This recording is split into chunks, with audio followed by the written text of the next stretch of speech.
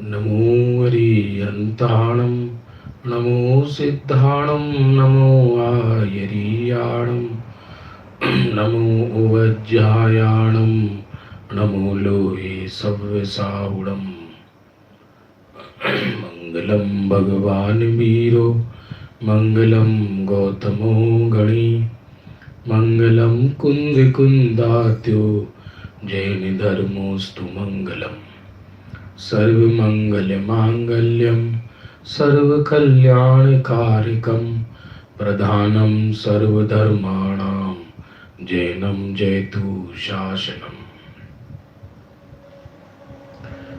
अज्ञानतिमिरान्धानां ज्ञानाञ्जनशलाकया चक्षुरुन्मीलितं येन तस्मै श्रीगुरवे नमः। आत्मा ज्ञानं स्वयं ज्ञानं ज्ञानात् करोति किं परभावस्य कर्तात्मा मोहोऽयं व्यवहारिणाम्।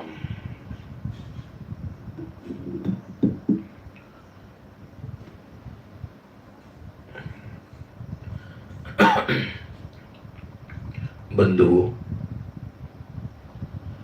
प्रातःकाल के स्वाध्याय का समय हो चुका है।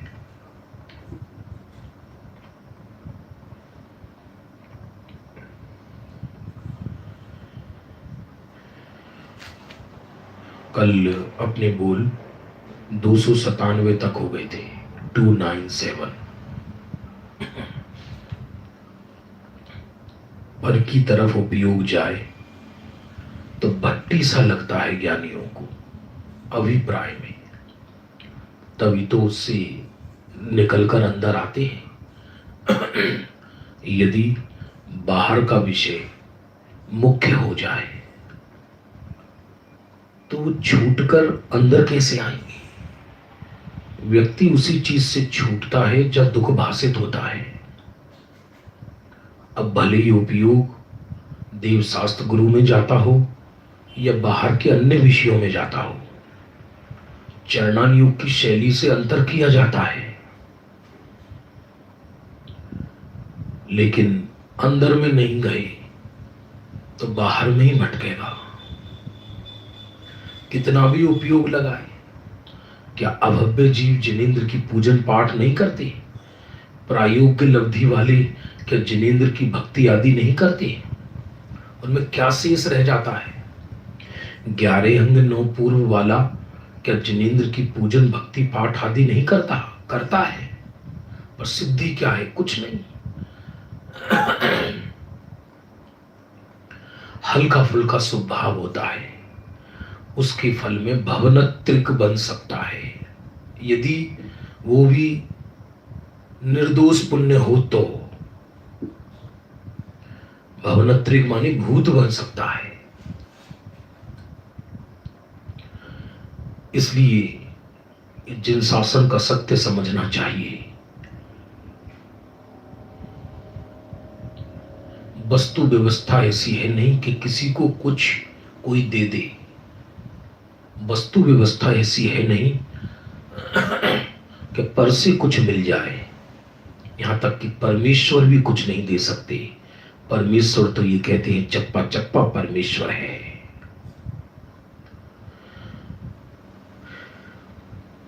मैं भी परमेश्वर हूं, तो हम परमेश्वर के पास जाते क्यों हैं? कि वो ये बताते हैं कि तू परमेश्वर है। इसलिए जब तक अपने परमेश्वर में नहीं रम जाती, तब तक ऐसी बताने वाली परमेश्वर के प्रति भाव आता है जो ये कहते हैं कि तू परमेश्वर है। बहुमान आता है।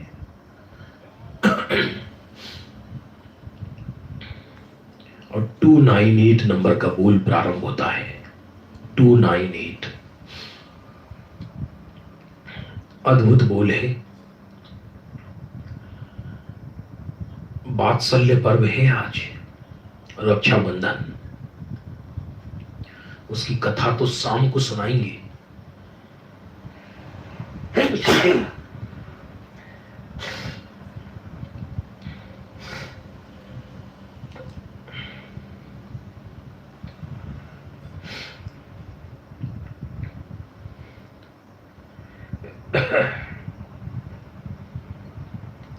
विकल्पात्मक भाव में यह निर्णय आया कि कुछ करना ही नहीं है, तो इतना मात्र विकल्पात्मक कर्तृत्व छूटने पर आकुलता उतनी कम हो जाती है। सुनना, बाहर विकल्पात्मक भाव में यह निर्णय आता है कि कुछ करना ही नहीं है, अभी भी जीव कुछ कर नहीं रहा, हमको ऐसा लगता है कि हम कर रहे हैं। जो भी हो रहा है उसका आत्मा ज्ञाता ही है। जीव की मर्यादा उसके विकल्पों तक, उसकी पर्याय तक, उससे आगे जीव की मर्यादा नहीं है। कुछ करना ही नहीं है, इतना तो मात्र विकल्पात्मक कर्तृत्व छूटने पर आकुलता उतनी कम हो जाती है।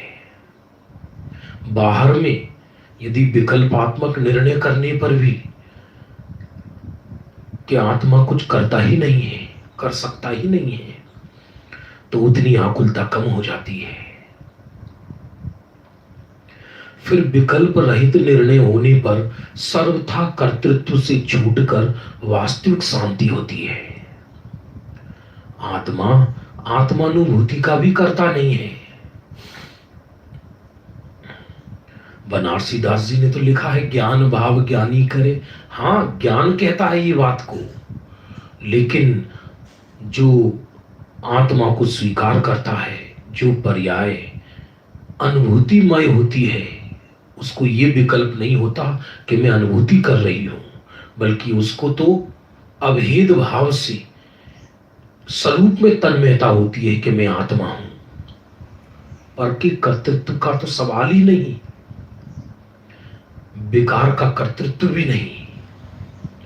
अरे पर्याय मात्र का कर्तृत्व नहीं रहा, क्योंकि पर्याय तो स्वरूप में बैठ गई जाकर। परिणाम परिणम गया, मैं ज्यों का त्यों रह गया। 3 बोल हैं ऐसे गजब के, जो पूरे इसका सार है। मैं वृत्ति नहीं पिंड हूं, एक परिणाम परिणम गया, मैं ज्यों का त्यों रह गया। एक और है,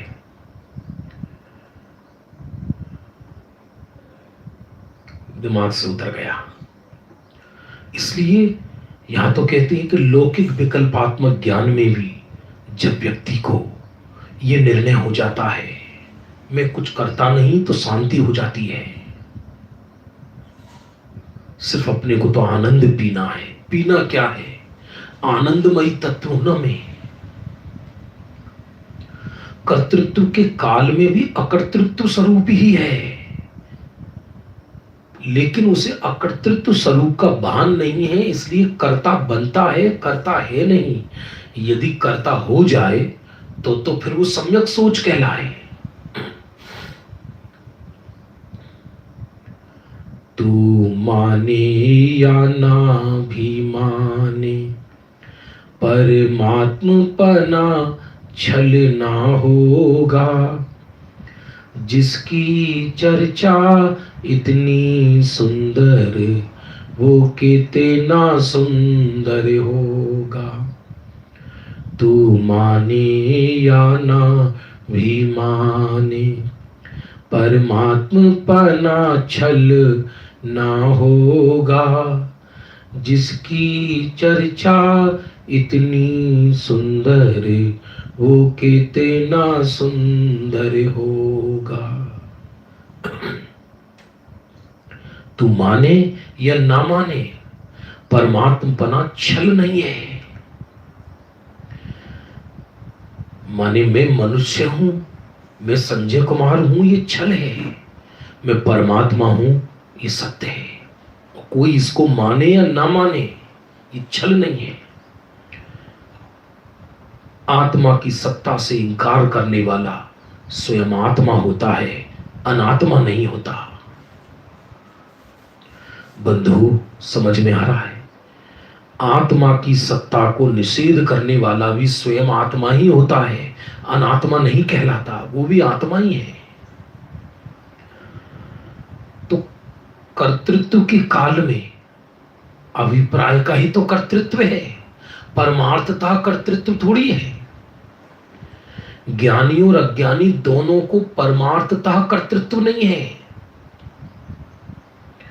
और जिसको ये कहा जाता है कि ज्ञानी ज्ञान भाव का करता है, सहज करता है, अर्थात होता हुआ जो परिणाम है उसका कर्तृत्व द्रव्य कहा जाता है। लहर का कर्ता समुद्र कहा जाता है, कचरे का नहीं। कचरा किसी ने डाल दिया तो कचरा कोई समुद्र की नाभि से नहीं निकला, पर और परमार्थ में अंदर समाए तो होने वाला परिणाम स्वयं हो जाता है। द्रव्य तो द्रव्य स्वरूप ही रहता है। यदि किसी को इस बात का भार हो कि मैं तो मेरे परिणाम को करूंगा क्योंकि मैं उसका करता हूं, तो वो इस कर्तृत्व के भार में विभाव को ही करेगा। अकर्तृत्व स्वरूप आत्मा में समाने पर सहज ज्ञान भाव का कर्ता होता है। उसमें उस समय भी है तो अकर्तृत्व स्वरूपी, पर्याय अपने सटकारक से स्वयं ही पैदा होती है।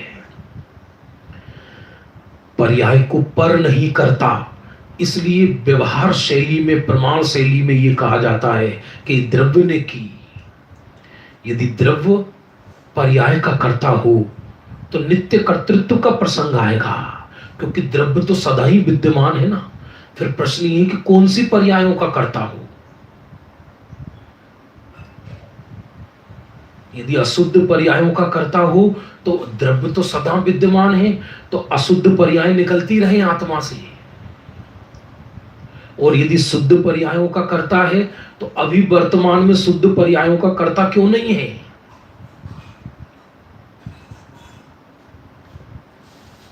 इसलिए परिणाम मात्र का कर्तृत्व मिट जाता है।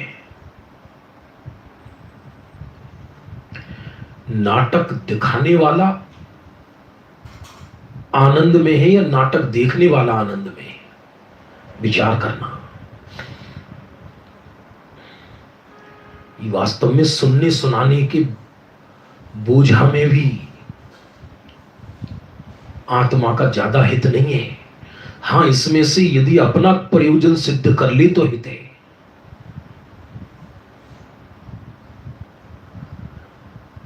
जो लोक में भी विकल्प रहित हो जाए, लौकिक दृष्टि से किसी की बेटी का विवाह संपन्न हो जाए तो पिता को 2-3 दिन तक नींद आती है, अब कुछ करना बाकी नहीं रहा। लोक में भी लौकिक कार्यों का यदि अकर्तृत्व आ जाए तो आकुलता घट जाती है। तो पारमार्थिक क्षेत्र में परिणाम मात्र से अकर्तृत्व हो गया। मैं तो शुद्धात्मा हूं, परिणाम उसमें समा गया, दृष्टि ने स्वरूप को विषय बना लिया। पर्याय मात्र का कर्तृत्व रहा ही नहीं। फिर भी पर्याय में कुछ ना कुछ तो होगा, तो ज्ञानी की ज्ञान होगा। तो आंखें द्रव्य को देखें, पूरे द्रव्य को देखें तो ये कहा जाएगा कि द्रव्य उस पर्याय का कर्ता। लेकिन उस ज्ञानी की पर्याय को पूछा जाए कि तुम किसके कर्ता, कि हम तो किसी के कर्ता नहीं है, हम तो अकर्तृत्व स्वरूप है।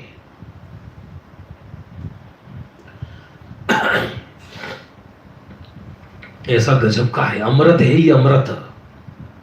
अमृत लौकिक विकल्पों में भी कितना वो है।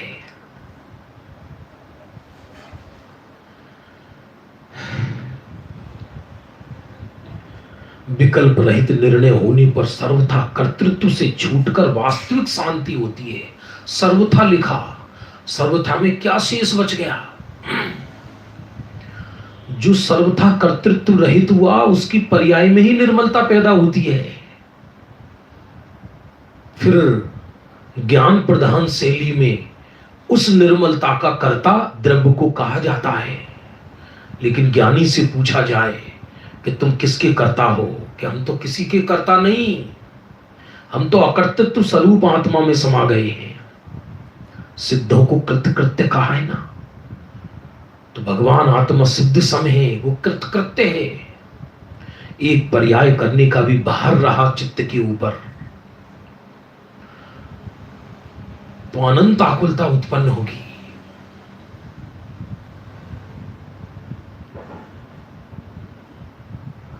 ये बिल्कुल परम अध्यात्म है बंधु, इसके बिना पार नहीं है, कल्याण संभव नहीं है इसके बिना।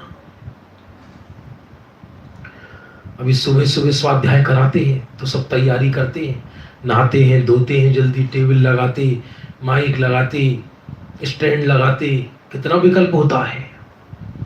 और हम तो यहाँ जंगल में रहते हैं, आंधी तूफान आ जाए तो नेट कमजोर हो जाता है, वो चला गया, ये चला गया, लाइट चली गई, ये हो गया, वो हो गया, कितने विकल्प हैं। ये कोई निराकुलता की चीज थोड़ी है। इसलिए तीर्थंकर की दिव्य ध्वनि इच्छा पूर्वक नहीं खिलती, औदेयिक है वो, उनको बोलने का भाव नहीं है, वो तो अमृत पीते हैं, वाणी अपना काम करती है। 299 नंबर का बोल, ये भी गजब बोल है। सुनने आदि के भाव ज्ञानी को गणधर को भी आते हैं, देखना गजब है। सुनने आदि के भाव ज्ञानी को गणधर को भी आते हैं। कहो तो गणधर सारी जिंदगी भगवान के संरक्षण में बैठकर सुनते हैं, लेकिन हर अंतर मुहूर्त में शुद्धोपयोग भी करते हैं। यदि हम क्या है दूसरा पहलू बताना भूल जाते हैं, यदि अकेले सुनते ही रहें तो पद से च्युत हो जाएं, गुण स्थान गिर जाए, और वो गणधर के कभी होता नहीं। सुनने आदि के भाव ज्ञानी को गणधर को भी आते हैं, तो अपने को क्यों ना आए, ऐसे पराश्रित भाव की अभिप्राय में पुष्टि करता है। देखना, एक ही जिनवाणी के वाक्य को शास्त्र भी बनाया जा सकता है और शस्त्र भी बनाया जा सकता है। कोई सौगानी जी साहब ये नहीं कहना चाह रहे कि ये सुनना छोड़कर टीवी देखना, पंचेंद्रिय के विषय कसायों में रहना। विषय तो ग्रंथों में तो व्यवहार के बहुत कथन है, उसी नियम सार में जहां क्षायिक भाव को भी परभाव कहा, उसी नियम सार में ऐसा कथन भी आता है, अरे भव से पार उतारने वाले जिनेंद्र के प्रति तुझे भक्ति नहीं आती तो तू संसार रूपी सागर में मगर के बीच पड़ा है, ऐसा कथन भी आता है। उसी पद्मनंदी पंच विशुद्धिका में जिनेंद्र की भक्ति के अद्भुत श्लोक है। उसी पद्मनंदी पंच विशुद्धिका में ऐसा लिखा, जिसकी बुद्धि शास्त्रों में विचरती है वो व्यभिचारिणी जैसी है, ऐसा लिखा स्पष्ट। और उसका अर्थ शुद्धोपयोग कराने का प्रयोजन है कि कब तक तू इसमें रहेगा। तो पराश्रित भाव सुनने और सुनाने दोनों को उपादेय मानकर अभिप्राय में इससे मेरा कल्याण होगा तो सेवन करे, तो कैसे कल्याण होगा, दृष्टि विपरीत हो गई ना। कहां तो पर को अकर्ता कहते हैं, पर का अकर्ता कहते हैं, और वहीं फिर पर से कल्याण होगा ही कैसे संभव है। तो सुनना छोड़ दे क्या, तत्काल वो ये कहता व्यक्ति, पढ़ना छोड़ दे क्या, कि अपने काल में अपना आप सुनेंगे, सुनता ही कौन है, छोड़ता ही कौन है। आप क्या हमको सुनते हो क्या, कौन किसको सुनता है, अपने काल में सुनने का परिणाम आता है। ज्ञानी उस सुनने के परिणाम, ज्ञानी को भी आता है, लेकिन उस सुनने के परिणाम को उपादेय नहीं मानते, अभिप्राय में यही मानते हैं कि कचास है, अपनी सुनना है, किसकी सुनना है। भगवान के समर्षण में कई मुनि भगवंतों को सुनते सुनते दृष्टि अंतर्मुख हो जाती है और केवल ज्ञान हो जाता है। तो सुनने से केवल ज्ञान नहीं हुआ, जिस सुनने में जो तत्व ज्ञान आया है, स्वरूप की चर्चा आई है, उसमें लीनता से केवल ज्ञान हुआ है। तो पूर्व में तो सुनना, कि पूर्व में सुनने का भाव आएगा, लेकिन इस अभिप्राय पूर्वक नहीं सुनना कि सुनने से कल्याण होगा, क्योंकि दृष्टि परावलंबी लिए समवसरण में भी बैठा रहेगा तो शुभ भाव तो होगा, लेकिन आत्म अनुभव नहीं होगा, श्रेणी नहीं चढ़ सकता। जो जो चीज पूर्व में साधक है, वही चीज बाद में बाधक है। और साधकता के काल में भी अभिप्राय में तो हे पना ही चलता है। सुनने के आदि के भाव गणधर को भी तो आते हैं, ऐसे पराश्रित भाव की पुष्टि करता है। नहीं आते ऐसा नहीं कह रहे। उसी पद्मनंदी पंचविंशतिका में ऐसा कहते हैं, धन्य है जो शुद्धात्मा की बात भी करता है, वो निकट भव्य है, ऐसा लिखा। जो शुद्धात्मा की चर्चा बात भी करता है, वो निकट भव्य है।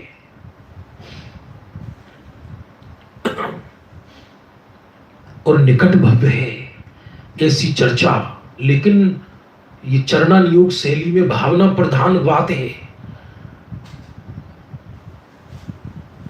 पर अंदर अभिप्राय में यही कर चलता है कि चर्चा श्रवण आदि के परिणाम ये पराश्रित है। हाँ, मैं सुनने का भाव भी ज्ञाता ही हूं, सुनने का भी सहज सुनने का परिणाम आएगा तो मैं उसका भी ज्ञाता ही हूं। बहुत अद्भुत विषय है बंधुओं, बहुत शांति से श्रवण का है। अब आगे 3 से नंबर का बोल और अद्भुत है। 3 से नंबर का बोल और अद्भुत है, समाधि मरण का बोल है ये। मृत्यु के समय जीव को अपनी रुचि का विषय ही मुख्य हो जाता है। मृत्यु के समय जीव को अपनी रुचि का विषय मुख्य हो जाता है। जिसको जैसी आयु बंध जाती है, अंतिम समय वैसे परिणाम आने लगते हैं। विराधना के परिणाम आने लगते हैं। श्रेणिक महाराज को अंतिम समय आत्मघात करने का परिणाम आ गया, क्योंकि उनको नरक आयु का बंध हो गया था। सम्यक तो बाद में हुआ। ऐसा भी हो सकता है कि हाँ, पुत्र ने जेल में डाल दिया था। देखो परिणामों की विचित्रता। इसलिए ये मत समझना मेरी जगत में इतने मित्र हैं, मुझे इतने चाहने वाले हैं। तुम्हें कोई चाहने वाला नहीं, सब तुम्हारे पुण्य के मित्र हैं, तुम्हारा कोई मित्र नहीं है।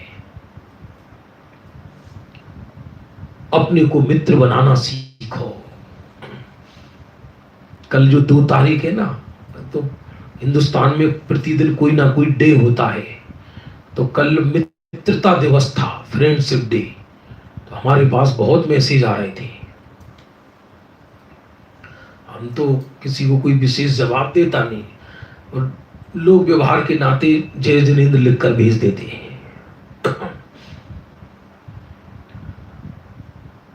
हरि भाई जी वो लिखते हैं, मित्र बनाना हो तो अपने शुद्धात्मा को बनाओ, मित्र बनाना हो तो पंच परमेष्ठी को बनाओ।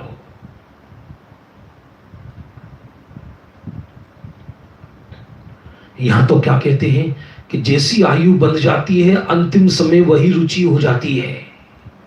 व्यक्ति उन्हीं परिणामों में देह छोड़ता है। उन्हीं परिणामों में भले ही बाहर में कितनी भी धर्म कर्म क्रिया करता नजर आए, कोई हम ही नहीं है जगत में धर्म क्रिया करने वाले। कितनों को काल खा गया, मिट्टी में समा गए सबके सब। इतिहास उठाकर देखो, भरा पड़ा है। अभी कोई नाम लेवा पानी देवा पैदा नहीं है, और कदाचित कोई नाम लेवा हो भी, उससे क्या फर्क पड़ता है।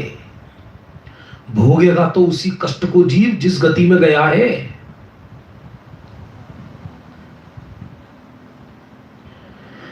मृत्यु के समय जीव को अपनी रुचि का भी विषय मुख्य हो जाता है। जैसे किसी को त्रियंचादी गति में जाना हो तो अंतिम समय उसकी जो रुचि है, रात को 2 बजे भी उठेगा तो उसे खाना मांगेगा, भोजन पानी भोजन पानी भोजन पानी। अभी याद आया, आज हमारे श्रीमद राजचंद्र साधना केंद्र भुज, श्रीमद राजचंद्र साधना केंद्र भुज, अकेला दिगंबर एक जैन मंदिर है पूरे कच्छ प्रांत में। उसकी प्रतिष्ठा कराई थी हमने। वहां गुरु जी रहते हैं गांगजी भाई, अपने गुरुदेव का सीढ़ी प्रवचन चलता है। उसके प्रमुख पोपट लाल भाई 66 दिन के उपवास के बाद आज रात्रि में 10:30 बजे उन्होंने देह छोड़ा। 66 दिन का उपवास, और चेहरे पर जरा भी खेद नहीं, प्रसन्नता पूर्वक।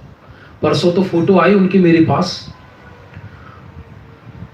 बिल्कुल शुद्धात्मा की चिंतन करते करते देह छूटा है। कोई डॉक्टर नहीं, कोई इंजेक्शन नहीं, कोई गोली नहीं, कोई दवा नहीं, कुछ नहीं, कोई खेद नहीं, और आवश्यकों को करते करते। और ऐसा नहीं कि जबरदस्ती दिलाई संलेखना, उन्होंने कहा मुझे संलेखना लेना है।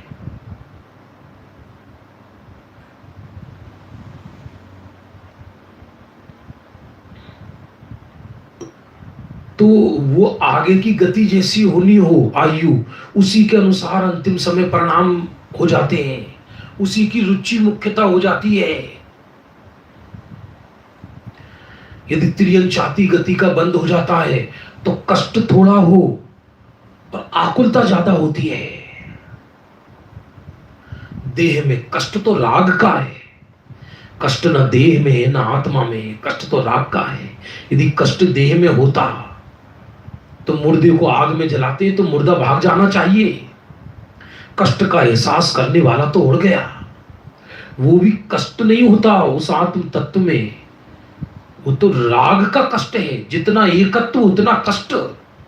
मंद कसाय में देह के, यदि जीव को मंद कसाय हो जाए, ये रात्रि में चल रहा है विषय, शुक्ल लेस्या के बल से यदि शरीर को आग में भी पटक दे तो आंख की कोर लाल ना हो। मंद कसाई में इतनी ताकत हो जाती है। लोग जिसे वास्तव में ही आत्मा का आश्रय हो गया हो तो अंतिम समय उसकी वही रुचि मुख्य हो जाती है। अन्य सभी चीजों से रुचि हट करके जैसे जैसे आयु बीते व्यक्ति के जीवन में ज्ञान वैराग्य झलकना चाहिए। जगत से जैसे थक जाता है ना, अस्त होता हुआ सूरज लालिमा छोड़ जाता है, वैसी देह अस्त हो उससे पहले ही ज्ञानी जीव अपनी तैयारी कर लेते हैं। तैयारी क्या कर लेते हैं? तैयारी तो चली रही है ना उनकी। अन्य सभी चीजों से रुचि हट करके जिसकी रुचि थी उसकी रुचि मुख्य हो जाती है।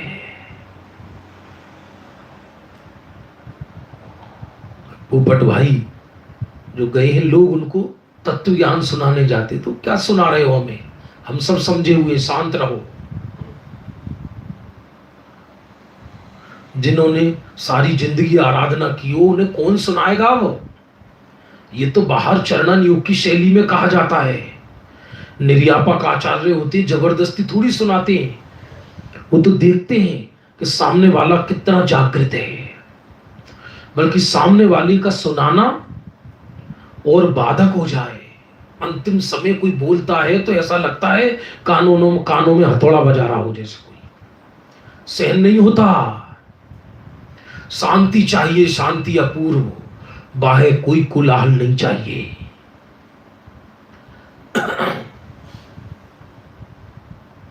किसी को हो सकता है किसी को सुनने में अच्छा भी लगे, लेकिन जिसकी अंतरंग में तीव्र तैयारी हो गई जो अपने को आत्मा ही मान रहा है उसको बार बार तुम ये कहो कि तुम आत्मा हो, अरे भाई क्यों डिस्टर्ब कर रहे हो?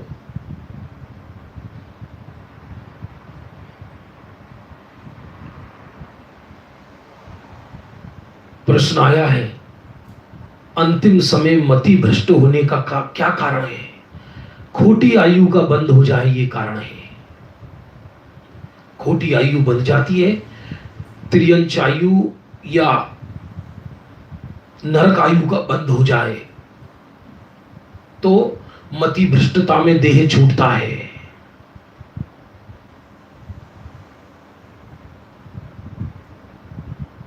पाप के परिणाम मुख्य हो जाते हैं, तृष्णा के परिणाम मुख्य हो जाते हैं। अरे क्या लेना देना?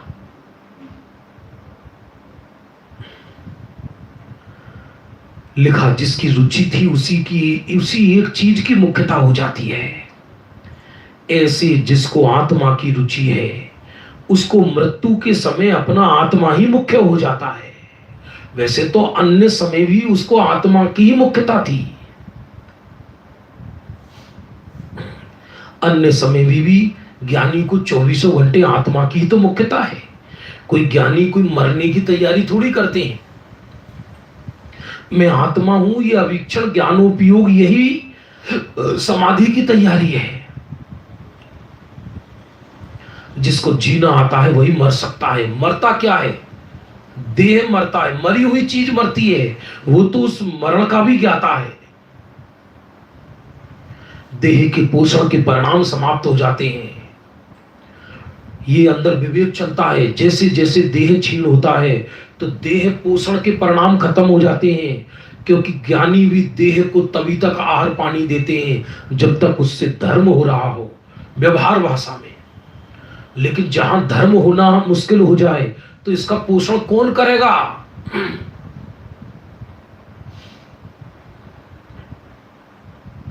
जो औषधि ना रहकर जहर का काम करने लगे फिर उस औषधि को कौन सेवन करेगा?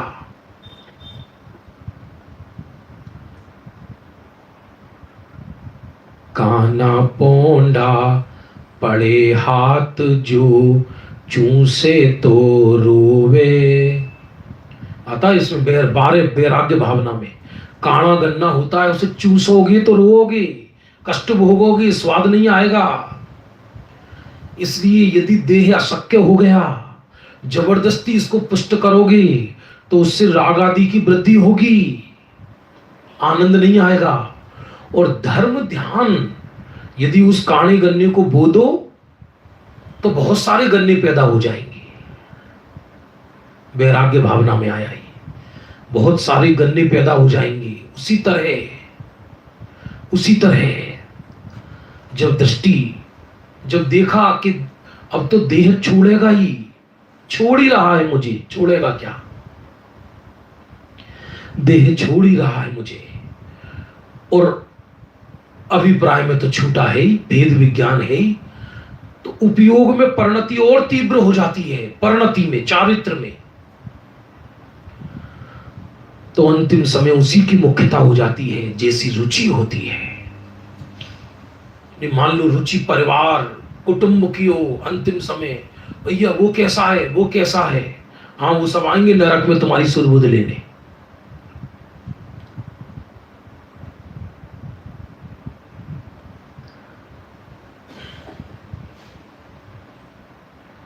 बहुत विचित्रता है। ऐसे जिसको आत्मा की रुचि है उसको मृत्यु के समय अपना आत्मा ही मुख्य हो जाता है। उस समय तो सब कुछ समेट लेना, उस समय ज्यादा कुतर्क मत करना, सब कुछ समेट लेना। समेट लेना माने वो उपयोग की तरफ से कथन है।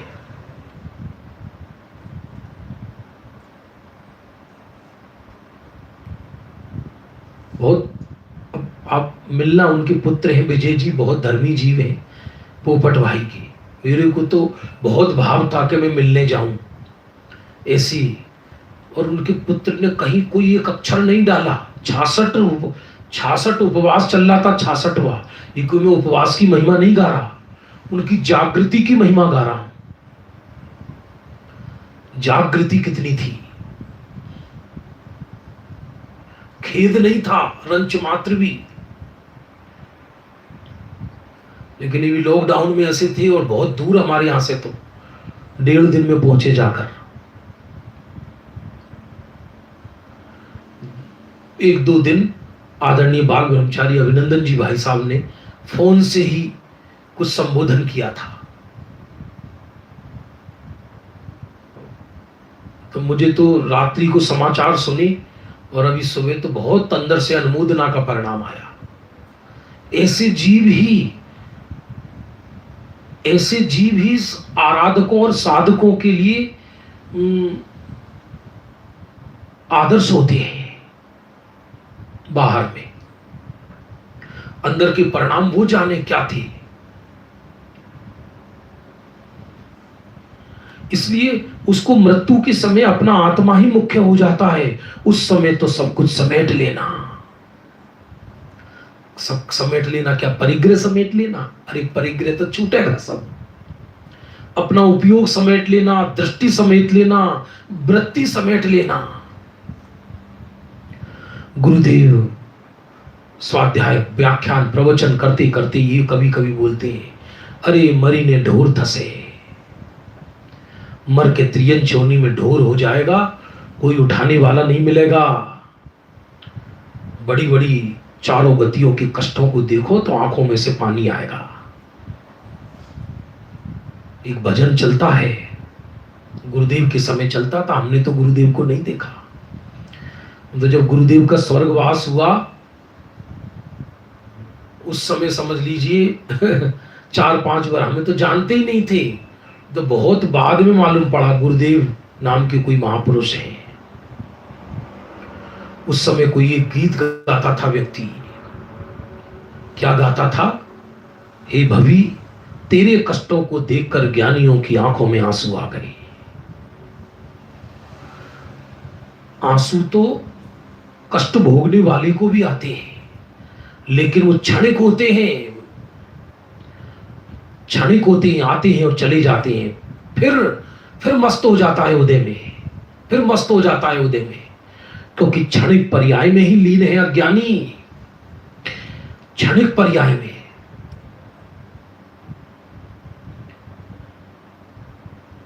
मृत्यु के समय अपना आत्मा ही मुख्य हो जाता है।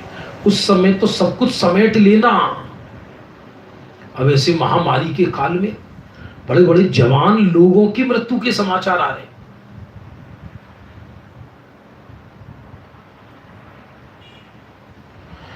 बड़े बड़े जवान लोगों की मृत्यु के समाचार आते हैं, तो सुनकर ऐसा लगता है एक दिन सबका ही ऐसा होना है, देह छूटेगा।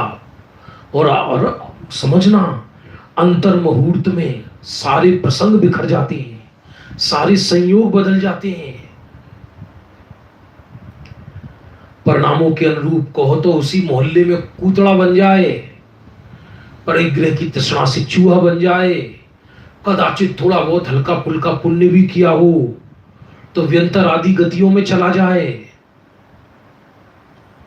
और कदाचित स्वर्ग चला भी गया तो बिना सम्यक्त्व के है क्या? ते चे थावर तन धरे, यो परिवर्तन पूरे करे।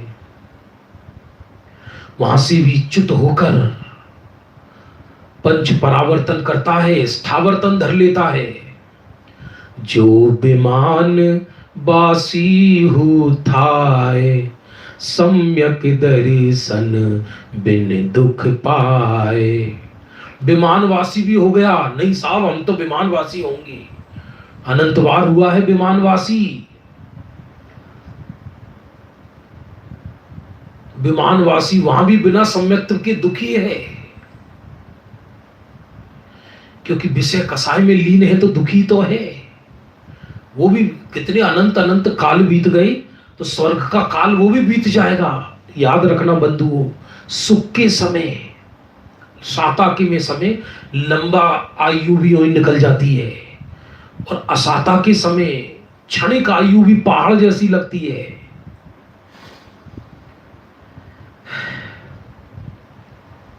उसको मृत्यु के समय अपना आत्मा ही मुख्य हो जाता है। ज्ञानी को या जिसकी यह सम्यक सन्मुख को, रुचिवंत को, उस समय तो सब कुछ समेट लेना। दूसरे से कहे कि मुझे सुनाओ, तो उसकी योग्यता भी उसी प्रकार की है, तभी ऐसे विकल्प आते हैं। और यदि तीव्र पुरुषार्थी हो तो दूसरे को यह भी ना कहे कि मुझे सुनाओ। विचार करना, अंतिम समय ऐसा भी हो सकता है कदाचित कि हमारे सामने कोई ना हो, ऐसा भी हो सकता है। ये पराश्रितता भी रखने की आवश्यकता नहीं है कि मुझे अंतिम समय धर्मी मिले। भावना तो यही भाई जाएगी चरणान योग में, धर्मात्मा निकट हो, चर्चा धर्म सुनावे, वे सावधान रखे, गाफिल न होने पाऊं। दिन रात मेरे स्वामी, मैं भावना ये भाऊं, देहांत के समय में तुमको न भूल जाऊं। ये समाधि मरण पाठ भी करे तो अंदर शोक रस पुष्ट नहीं होना चाहिए। भैया अब हम जा रहे हैं, अब सब परिग्रह छूट जाएगा, अब सब संयोग छूट जाएंगे। अरे हंस उड़ रहा है, संयोग तो किसके थे? संयोग साथ रहते हुए भी संयोग किसी के हुए थे क्या? भ्रम ही तो था। और ये तो भी एक जन्म के संयोग छूटने से घबरा रहा है, अनंत जन्मों में इंद्रों के महलों को छोड़ छोड़ कर आया है। इंद्रों के महलों को छोड़ छोड़ कर आया है। अकेला हंस सैलानी उड़ जाता है, काया पड़ी रह जाती है। रागी मोही रोते रहते हैं, वो भी कितनी देर रोएंगे। चलो भैया, मोहल्ले वाले कहते हैं चलो भैया चलो भैया, अब जो होना था वो हो गया। जगत का वो देखो, आप जगत का स्वरूप देखो, विश्व का स्वरूप देखो। ये दुनिया चलती रहती है, किसी के देह छोड़ देने से दुनिया नहीं रुक जाती, अनवरत चलती रहती है। इसी का नाम दुनिया है। कोई तुम्हारे लिए पैदा हुआ है, इस भ्रम में मत रहना। कोई हमारी स्तुति क्यों करे, कोई हमारी सेवा क्यों करे, ये परिणाम ही गलत है। ऐसा हो सकता है कि अंतिम समय कोई पास ना आए, अंतिम समय कोई सामने ही ना हो सकता है। तो भी तुम तैयार रहना।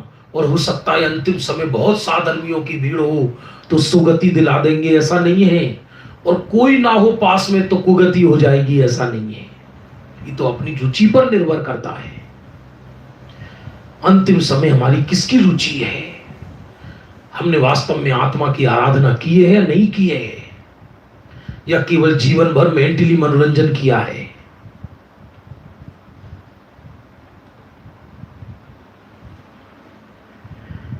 उसको मृत्यु के समय अपना आत्मा ही मुख्य हो जाता है। उस समय तो सब कुछ समेट लेना। दूसरे से कहे कि मुझे सुनाओ, तो उसकी योग्यता भी उसी प्रकार की है, तभी ऐसा विकल्प आता है।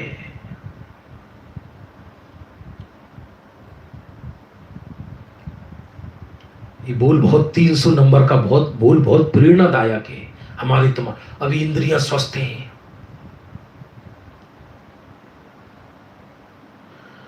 सब कुछ ऐसा लग रहा है कि देखो कितने धर्मी हमारे साथ हैं। अरे अंतिम समय कभी कभी ऐसी परिस्थिति बनती है, बाथरूम में बैठे बैठे प्राण उड़ गए, तो कौन कौन आ रहा है अंतिम समय सुनाने?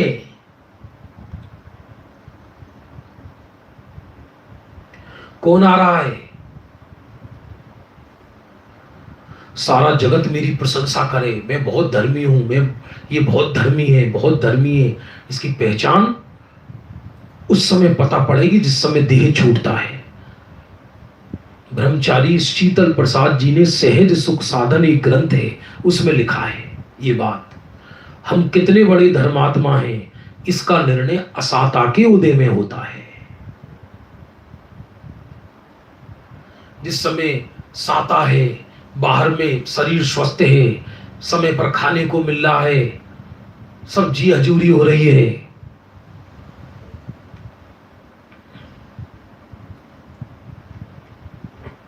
तो परिणति की बात है, किसी व्यक्ति की बात नहीं भाई। ये तो 300 नंबर बोल आया तो थोड़ा लेने का भाव आ गया और पोपट भाई की याद आई तब। ये कुछ जरूरी नहीं है कि उपवास पूर्वक देह छूटे तभी सल्लेख ना हो। ये तो प्रेरणा की बात चल रही है। ऐसा भी हो सकता है किसी को कि अभी अभी अचानक देह में अटैक आया और उपयोग अंतर्मुख हो गया, क्योंकि भगवती आराधना में सल्लेखना के दो तरह के भेद कहे, एक सविचार भक्त प्रत्याख्यान, एक अविचार भक्त प्रत्याख्यान।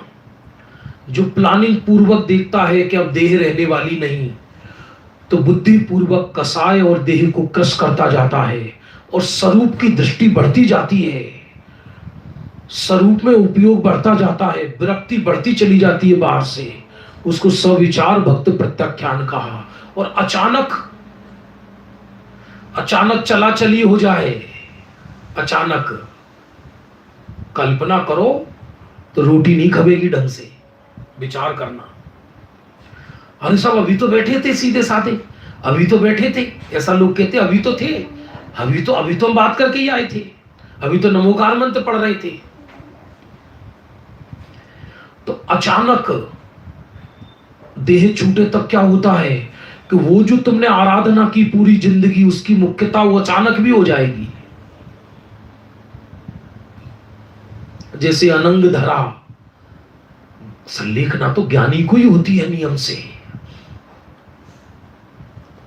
और वो भी यदि सल्लेखना का नियम मुख्यतया से तो पंचम गुण स्थान में बताया है।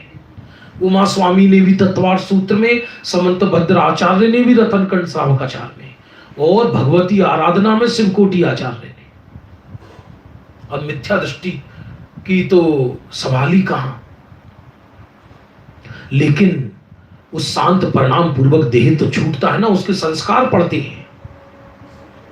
ग्रंथों में ये नहीं लिखा कि मिथ्या दृष्टि है इसलिए हाय हाय करके देह छोड़ो। सम्यक सन्मुख तत्व के संस्कार जाते हैं। हाय हाय पूर्वक देह छोड़ेगा तो हाय हाय वाली पर्याय मिलेगी। अभी थोड़ी सी प्रतिकूलता सहन नहीं है, हल्की सी जीव को, जरा सी प्रतिकूलता, लाइट चली जाए, हाँ आज कैसे होगा, आज रात में कहां सोएंगे, जब नरक में जाए तब पूछना कहां सोएंगे जहां चारों तरफ आग बरस रही होगी। एक पल सोने को नहीं मिलेगा, एक पल।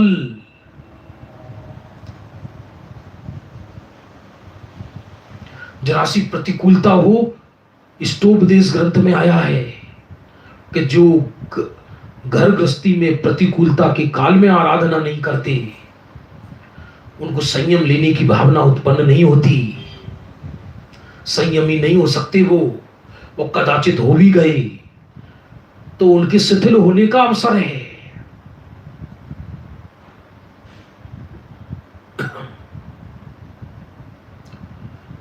भोगे जो भोग पहले उनका न हो सुमिरन, परिवार मित्र जन से मैं राग को हटाऊं, दिन रात मेरे स्वामी। अब मान लो कोई अपना प्रिय आ गया अंतिम समय, तो उसका कस के हाथ पकड़ता है, बैठ जाओ आप हमारे पास, समाधि दिलाओगे। समाधि नहीं दिलाएगा, समाधि बिगाड़ देगा, क्योंकि राग पैदा हो गया।